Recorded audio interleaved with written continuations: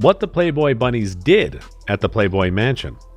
The Playboy's negative side, in the new A&E documentary series Secrets of Playboy, ex-girlfriends of Hugh Hefner like Holly Madison, Bridget Marquardt, and others talked openly about their relationships with the media magnate. The Vegas Diaries author 42 claimed on the January 24th series premiere that at the mansion, the indoctrination, in my opinion, starts almost immediately when you're there, and you start hearing about how wonderful Hef is from his circle of his friends. So Hef starts out as what we would today call a love bomber. He is the type of person who almost immediately declares his love for you. From 2001 through 2008, the former star of Holly's World dated the late owner of Playboy while residing in the illustrious Playboy Mansion in L.A. She has been outspoken about her interactions with Hefner, who passed away in 2017 at the age of 91, ever since she published her frank memoir Down the Rabbit Hole in 2015. Former Playboy models and Hefner's ex-girlfriends commented on the new series that many of Madison's assertions matched their own recollections of life at the mansion. Carla Howe, a former model, remarked in the premiere, "I know for a fact the guidelines she had to follow. You're confined to that Playboy-like environment. You can't, for instance, do what you want." Hefner allegedly flipped out on Madison one time because she had her hair cut shorter than he preferred. Madison recalled the incident. A friend of Hefner named Jonathan Baker recalled, "I remember when she cut her hair. He was displeased with it greatly." According to Stefan Tettenbaum, who served as Hefner's personal valet from 1978 to 81, working at the home wasn't always pleasant. Tettenbaum said he thought he was the king, the emperor. We were merely employees. The rest of the world was invisible. His interest in our names was absent. Just now he provided us directions. Tettenbaum claimed that even if they made an attempt to strike up a conversation with one of the women in the mansion, staff members were expected to stay away from them. He said, "We were warned. You can't talk to the girls. You are not their pal. You don't work for them. You work for Mr. Hefner." Hefner's pals, including Baker and a few others, assert that they never observed him being unkind to his girlfriends. However, Madison pointed out that those friends weren't always privy to what went on behind closed doors. Reality Star said, "I feel like on The Girls Next Door, Hef was depicted as like a loving grandpa. But that's not how he is. I'd be so furious at his sleight of hand. Hef had complete power over our lives."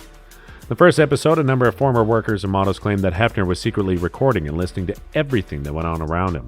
Tettenbaum remembered, "Many of the girls wanted to tell you their troubles, and that made us all quite nervous. We knew we were being watched, so we had to be very careful." Hefner, a native of Chicago, was employed ex-cops to work security at the home, according to Mitch Butler, who served as Hefner's butler from 1983 until 1989. Some of them were Beverly Hills cops, some of them were LA cops, he said. It was quite severe because some of them were investigators. Silencing Sandra Theodore, who dated Hefner from 1976 to 81, expressed disapproval by saying that things were done to shush people up, to get them out of the way. Well, she was a resident of the home. He had recordings of everything. Tettenbaum, for his part, asserted that Hefner's team prevented him from publishing a book on his experience in the Playboy universe. He said that, "I was threatened. You're not going to publish this book or we can locate you wherever you go," they warned. "You're unable to elude us." It was quite frightful. Playground, a childhood lost inside the Playboy Mansion, was released by Jennifer Sagnor in 2005. But it wasn't a simple undertaking. She asserted that Hefner's crew had all of her book tour dates canceled when she started it. She said he didn't want people to know what was really going on. "I eventually came to the realization that I was simply one of many persons who were silenced." In LA and Chicago between 72 and 82, PJ Maston said that her responsibility as a buddy mother was to keep any possible issues under wraps.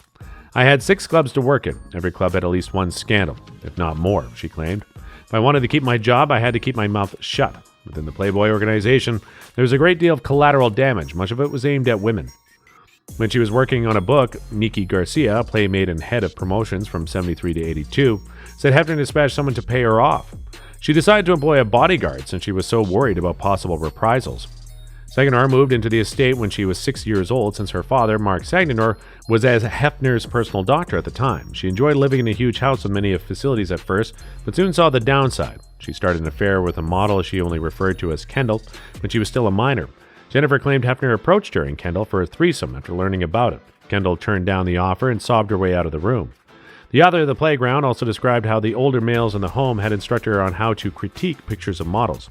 She claimed that I was trained to view women in the way they did, as commodities. The Hef died. He consumed between 35 and 40 Pepsis every day, according to instructions. I had to wrap them in a specific red napkin, Tettenbaum said of his former boss. He ate mostly M&Ms, about 2 or 3 pounds a day, and red licorice. Being vigilant. Previous cover model Charlotte Lewis cited an event where she invited Hefner's second wife, Kimberly Conrad, over for lunch as evidence that even Hefner's wives weren't immune from his surveillance practices. Lewis asserted that she wasn't really permitted to leave the mansion. She arrived with a bodyguard who was continuously communicating with Mr. Hefner on the phone, saying things like, "She's going up the stairs. She's going to the restroom." Cult-like ambiance.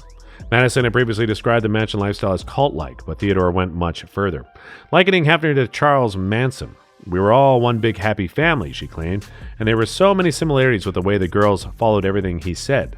Hefner was allegedly obsessed by the Manson family and acquired home recordings of the family that were shot before to the notorious 1969 murder spree, according to photographer Charmaine Lalonde St. John Silbert. Garcia, that it was like cult-like. The women had been cultivated and made to feel like members of his family. He actually thought he owned these women. Playmates of ours overdosed. There were playmates who took their own lives. Madison mentioned having suicidal thoughts while residing in the home. After we had all gone out and been in the bedroom, she recalled, "I remember there was a point in time a couple of years in. I was in the bathtub as everyone was leaving and making their way out, and I just wanted to drown myself. I simply felt trapped in a circle of suffering." Proof of Holly's statements.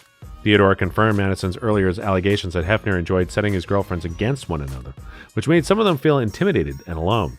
Madison's co-star Marquand from The Girls Next Door said she started noticing a difference in her co-star while they were still living together.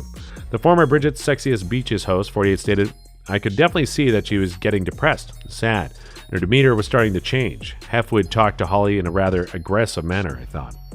The actors of Girls Next Door once visited and stayed at the Queen Mary. Hefner allegedly grabbed Madison's hair and forbade Marquand from leaving the room when she begged him to join her in a ship exploration. Hef was definitely very needy of Holly's time, and he always wanted her next to him, the Oregon native recounted. The rabbit outfit.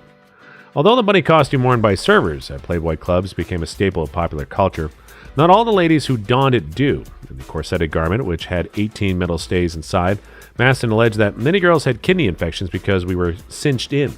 We used to enter the women's restroom, remove our blood-stained shoes, place our feet in the toilet bowl, and flush the toilet repeatedly to reduce the swelling and hope that your shoes will fit was like a whirlpool.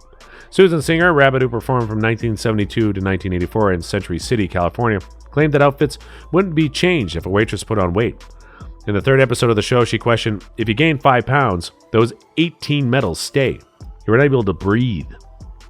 What shocking news, right, everyone? Well, how about you? We want to hear your thoughts. We can give you more just by coming back.